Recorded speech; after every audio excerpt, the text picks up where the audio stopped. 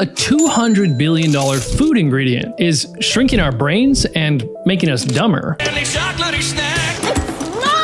From ranch to Italian. The dumbing down of America. Making our kids dumber. Brain is permanently stunted by food that you consume. In the 1930s, a Polish farmer came to Canada with a plant that has seeds that produce an oil that was great for lubricating machinery. Canada produced tons of this stuff to lubricate ship engines during World War II. But after World War II, they didn't need all that lubricant anymore, and were stuck with all these seed-producing plants. Also, they had tons of machinery left over, because to produce just a tablespoon of oil, you need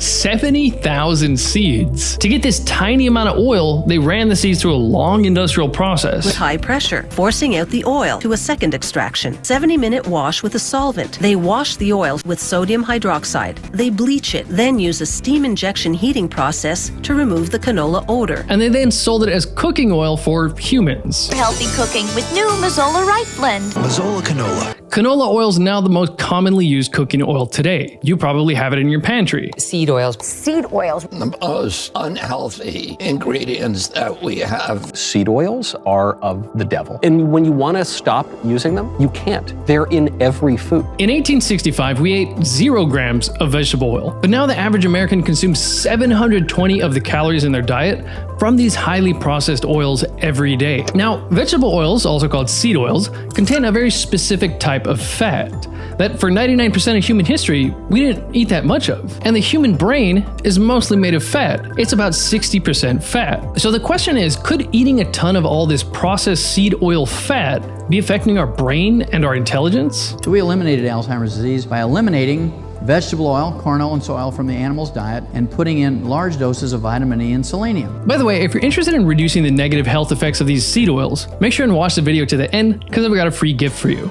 Now, let's rewind a little bit. Damage to children, like brain damage, learning disabilities. Back in 1979, researchers were shocked to see a notable decrease in the average IQ of children in Massachusetts. Not only were these kids slower at learning, but something was affecting their brain to where they were more distractible, hyperactive, impulsive, and easily frustrated. In the 1920s, Thomas Midgley had just made a new product for the automotive industry that he projected would make billions of dollars. Modern gasoline gives the greater performance. That product was tetraethyl lead, which was used to make leaded gasoline. Leaded gasoline was far more profitable. From the 1920s, cars all over the country were pumping the poisonous lead into the air every day. Mounting medical evidence that lead is damaging children's brains. This dramatic change in the air led to a decline in the IQ of children. Luckily, our brains are now safe from this because leaded gasoline was phased out starting in 1973. 2 years from now, cut lead by 91%. So then what happened after 1973? IQ scores seem to be drifting up, but there's also evidence that the effect is slowing down and possibly reversing. Oh boy. In 2018, Norwegian researchers revealed data that IQ scores started to slightly decrease for men born after 1975. The lead author, Ole Roseberg, says that similar studies in Denmark, Britain, France, the Netherlands, Finland, and Estonia all found the same thing, a trend of decreasing IQ scores. Now, Roseberg points out that someone might criticize this finding, saying that because IQ has a lot to do with genetics, maybe it's just more dumb people are having more kids. But he says no, it has to be environmental factors, because they found the same downward trend in IQ within families. Dr. Michael Crawford, director of the Institute of Brain Chemistry and Human Nutrition, says that based on current trends, we are heading for an idiocracy. There are tons of factors to IQ, but evidence is piling up that a different, cheap, and profitable invention is now polluting our brains. This completely new and unnatural product has created a $212 billion industry, and it's not in the air, but our food supply. Dr. Michael Crawford's data suggests that a new, specific type of fat added to the global food supply may be de-evolving our brains. Now, that's a huge claim. So let's take a look at what makes our brains so big and smart in the first place. Lucy, the worst rated movie of Scarlett Johansson's career, has a scene where her brain becomes so powerful that she can travel back in time, allowing her to meet a human ancestor also named Lucy. You see, Lucy is a member of a species of primate that really existed 3.2 million years ago. Primates' brains leading up to Lucy's kind had been growing very slowly and steadily. However, something happened around 2 million years ago. Brain size started mysteriously increasing way faster, ending up with humans having massive brains way ahead of schedule. In fact, the human brain is so abnormally large that if height increased at the same rate that brain volume did, female humans' height today would be around 8.5 feet or 260 centimeters. So why did this happen?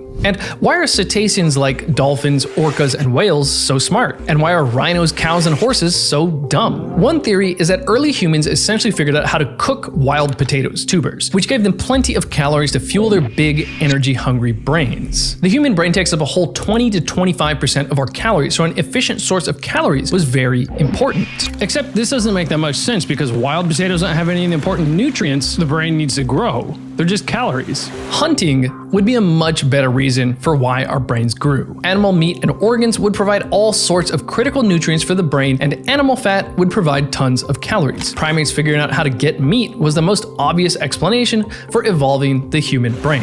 However, zoologist Dr. Michael Crawford thought that there was another piece to the puzzle. In the 1980s, he decided to investigate what types of fat there were in the bodies and brains of various types of animals. He noted that high levels of two fats helped make the brain grow, and there was a third fat that seemed to be bad for brain growth. The two fats that made the brain grow and therefore were very important for the evolution of the brain are arachidonic acid, AA, and docosahexaenoic acid, DHA. Humans could get plenty of AA by hunting various land animals, but land animals aren't that great of a source of DHA. You can get a good amount of DHA from the brains and eyes of animals, but early humans would have had to crack open a ton of animal skulls to get a steady supply of DHA. It's a little while since I've cooked sheep's brains. Really? DHA is most important during development of the brain. Crawford argues that the real reason human brains evolved was because early humans found a more simple way to get the special DHA. Now, primates like humans and monkeys have enzymes that allow them to make a very small amount of DHA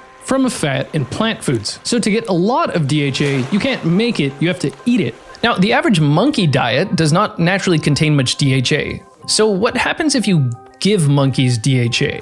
A 2014 paper outlines the work of some dedicated researchers at the University of California, Davis, who took some rhesus monkeys and fed them a diet high in DHA for their entire lifespan, about 17 to 19 years. After all this time, they put the monkeys in a brain scanner to see if anything was different. They found that compared to the other monkeys, the brains of the monkeys on the unnaturally high DHA diet had highly connected and well-organized neural networks which in some ways, quote, resembled the healthy human brain. That is, some aspects of their brains started to look more like a human brain. This information in the wrong hands could be dangerous. Monkeys are already smart enough to steal tourist stuff and hold it ransom for food. Yes! The best source of DHA is seafood. Fish, shellfish, crustaceans, algae. These also have all kinds of important brain nutrients like protein, vitamin A, zinc, choline, iodine, selenium, vitamin B12, and so on, but they would be the best source of DHA. Michael Crawford says it would be so easy and safe to just walk along the coastline and gather tons of nutrient-dense food versus having to hunt land animals. Professor Stephen Cunnane of Toronto University agrees, saying a shore-based diet was essential for the evolution of human brains. One study from 2020 found that breastfeeding mothers who ate more omega-3 fats like DHA tended to have babies with bigger brains. Specifically, the frontal cortex got bigger. The frontal cortex controls uniquely human things like long-term goal planning, decision-making, and problem-solving. Other studies suggest shrinkage of the prefrontal cortex from a DHA-deficient diet. Several studies have found that DHA improves attention, learning, memory, and reduces ADHD symptoms in children. Of course, those geniuses of the sea, dolphins and other cetaceans, are getting tons of the brain-evolving DHA from a diet that is mostly raw fish. You might say, okay, well, dolphins eat tons of fish. Why don't they just keep getting smarter and smarter? Why aren't they even smarter than humans? Researchers say that might just be simply because smarter brains, packed with more neurons, use tons of energy and oxygen. If the dolphin's brains guzzles up more oxygen, then they can't dive as long. Speaking of diving, our quest for DHA-rich seafood might explain why our noses are so weird. There's this old controversial theory called the Aquatic Ape theory that says that humans evolved from an ancestor that adapted to life near bodies of water. Several aspects of our body seem more adapted for the water. For example, we don't have hair on our bodies, which would make it easier to swim, and we have a layer of fat under our skin, unlike other primates, which would help us float in water. Further, this may have something to do with why we started walking upright. Monkeys can walk on 2 feet, but they prefer not to, unless they are wading through the water. Now, most anthropologists completely reject this aquatic ape theory, but whether we had a semi-aquatic ancestor or not, humans are very good at diving. The human spleen, for example, is larger than in other primates, and it acts as a reservoir of oxygen-carrying red blood cells, which allows us to hold our breath for longer. The Bajau people near the Philippines live a sea nomad type of lifestyle, where they spend hours a day diving for all kinds of DHA-rich seafood like shellfish, shrimp, crab, fish, octopus, sea urchin, and squid. And their genetics gift them with an abnormally large spleen, which is thought to be why some Bajau can hold their breath for over 10 minutes.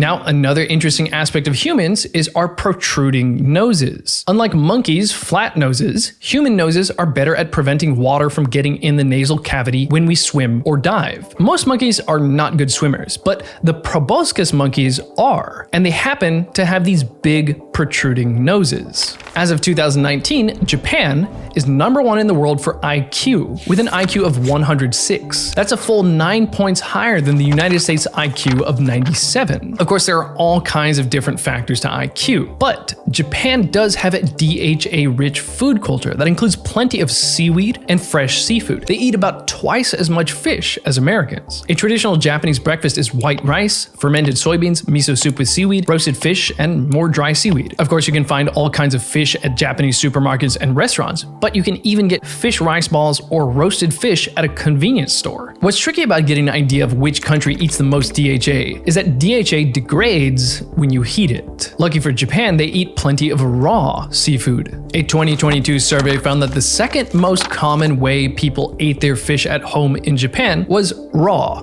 as sashimi. Japan also has more than twice as many sushi restaurants than fast food and pizza shops combined. Now, there's that third fat that Michael Crawford said was important to brain size that explains why animals like rhinos are so dumb. In their 1-ton body, they have a mere 350-gram brain. That would be like a human having a brain the size of a walnut. I wish I could think of brilliant plans like that. Land animals like rhinos barely get any DHA, but their plant-based diet gives them plenty of linoleic acid. Linoleic acid is that third fat. It can compete with DHA for incorporation into the cells. That is, too much linoleic acid will hog up space in the cells, so the DHA can't get in. Did you make this with vegetable oil? Oh, yes. Thanks, but I gotta watch what I eat. These totally new and unnatural vegetable oils that we didn't eat for 99% of human history have tons of this linoleic acid that reduces levels of DHA. But DHA is critical for brain function and even the evolution of the brain. You might have a big bottle of linoleic acid at home, like sunflower oil, soybean oil, corn oil, grapeseed oil, canola oil, and so on. Most restaurants use these seed-based oils to cook with because it's so cheap. Right, the guide to cooking a perfect steak. Touch of oil in. Most processed food and prepackaged food has plenty of vegetable oil. Fried foods are, of course, fried in vegetable oil. Mayonnaise and salad dressing is primarily just vegetable oil. The average person eats these oils every single day. Now, IQ is a little controversial and does depend on many different factors, but lucky for Japan, which allegedly has the highest IQ in the world, they consume about half the vegetable oil of Americans. Was served for lunch at a high school. Students in Woodbridge, New Jersey say the food is inedible. Some high school students who are so sick of their school food, they've started a protest movement against it. In 1970, the law changed. Schools could now turn to private, for-profit companies to feed their students. In American schools, it's common to have plenty of processed food on the menu. You cut back on everything. Salaries, supplies, the food. In Japan, school lunches are planned out by a nutritionist, and it's standard to make them fresh from scratch every day. What's alarming is that Michael Crawford found that those animals with high linoleic acid and low DHA had smaller brains. The animals with high DHA and low linoleic acid had bigger brains. He says that this state of high DHA and low linoleic acid is what allows the brains to grow and evolve.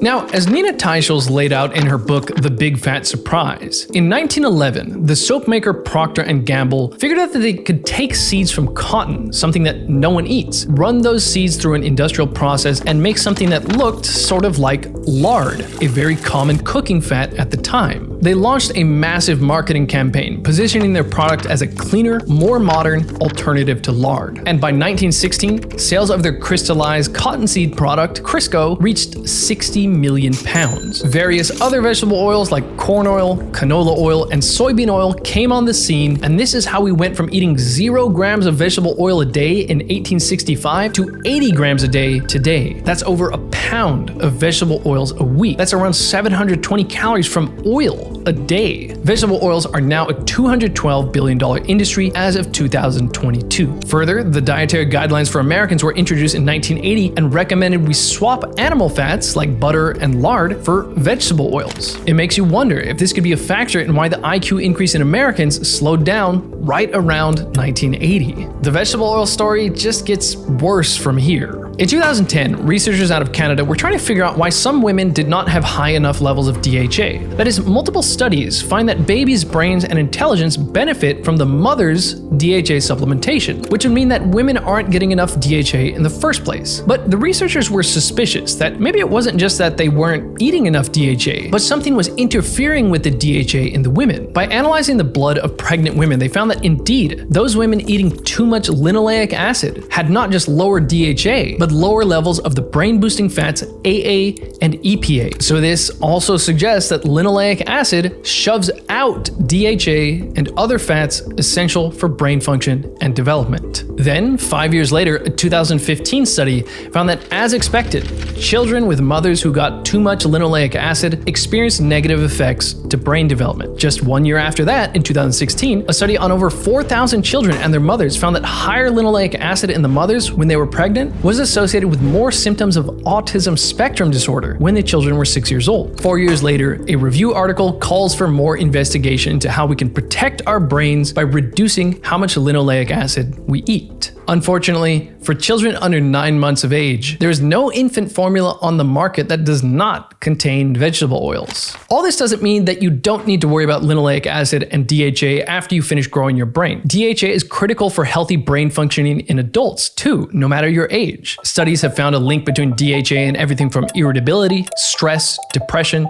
to memory, reaction time, and even aggressiveness. DHA has even a protective effect on the brain in the case of head trauma. And papers have associated higher consumption of linoleic acid with higher rates of depression. Now, don't get me wrong, linoleic acid is not a synthetic poison like lead. A very small amount of linoleic acid in the diet is totally normal. But the problem is we are eating clearly a very unnaturally high amount of it nowadays. Okay, so for that free gift I was talking about, I'm making a full guide on how to avoid and prevent those negative health effects of seed oils and linoleic acid. So check the description for a link to where you can put in your email so I can include you when I send over the guide. But getting back to just how unnatural seed oils are. Like olives produce oil.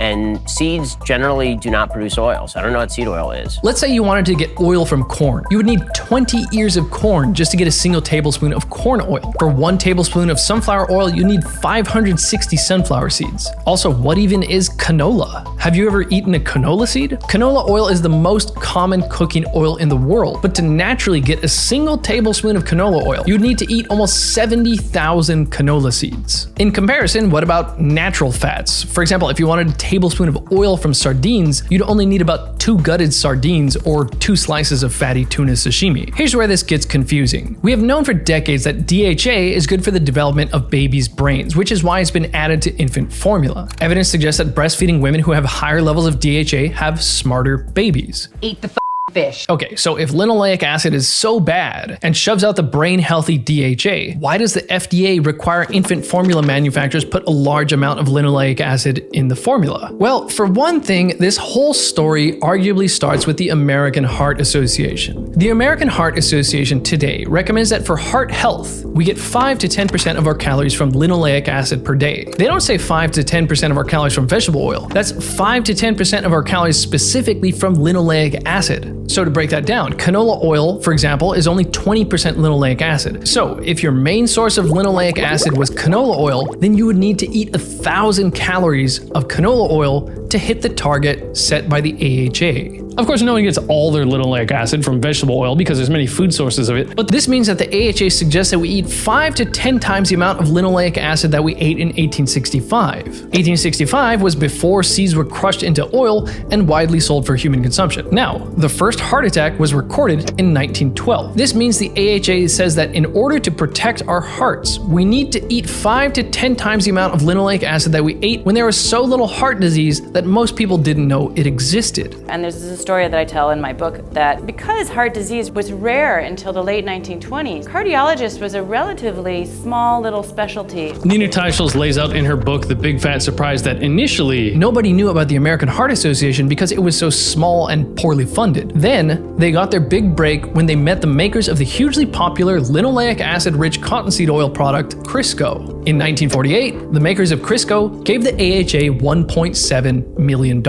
As the American Heart Association's own history book reads, it says, and overnight millions poured into our coffers. As the Procter & Gamble man, they had a dinner, celebrated, and handed us the check. The AHA happened to then recommend that we swap animal fats like butter for vegetable oils in 1961. Okay, so going back to why infant formulas have so much linoleic acid. The thing is, they're trying to mimic breast milk, and women's breast milk does have linoleic acid. However, the composition of the breast milk depends on the mother's diet. The more linoleic acid a woman eats, the more ends up in her breast milk. And that's important because modern women, because they eat a ton of vegetable oil, they get a ton of linoleic acid. And that means that their breast milk does not look like it would 100 years ago. When you eat vegetable oil, the linoleic acid accumulates and stays in the body. The percentage of this linoleic acid in people's fat cells has nearly doubled from a bit under 10% in 1960 to around 20% in 2005. So the fat profile of an average American is looking more like a rhino and less like a dolphin's. But 10% is even too high, because by 1955, people were already eating plenty of vegetable oil. So what's a normal linoleic acid concentration?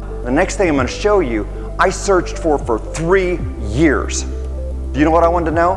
What was the omega-6 fat in anybody's adipose who was on an ancestral diet? As Dr. Chris Kenobi discovered, these Pacific Islanders who were eating a diet unadulterated by vegetable oils, the amount of polyunsaturated linoleic acid that they had was only 3.8%. That is 1/5 the amount people have in their fat tissue today. Now, seed oils are definitely worth removing from the diet, but something simple I added to my daily routine to increase my energy levels and overall health was electrolytes. That's where this video's sponsor, Element, comes in. I started using Element over 2 years ago to keep my energy levels up while I was fasting, but I quickly found that they are a game changer when doing anything from a low carb or keto diet, or just exercising, going into the sauna, or basically any time I'm sweating. This is because sodium and electrolytes are a big component of hydration in general. So replacing the sodium and electrolyte you're losing really keeps your energy levels up. Staying hydrated with plenty of water and an Element pack here and there is now a part of my daily routine to keep my energy and focus at a high level. Element tastes great, and it's got no junk. It's just a balanced mix of sodium, potassium, magnesium, a bit of stevia, and some flavoring. There's also a raw unflavored type that's only electrolytes. If you go to drinklmnt.com/whatI'veLearned, you can get a free sampler pack with any purchase. Also, be sure to try the new Element Sparkling. It's a bold, refreshing 16-ounce can of sparkling electrolyte water.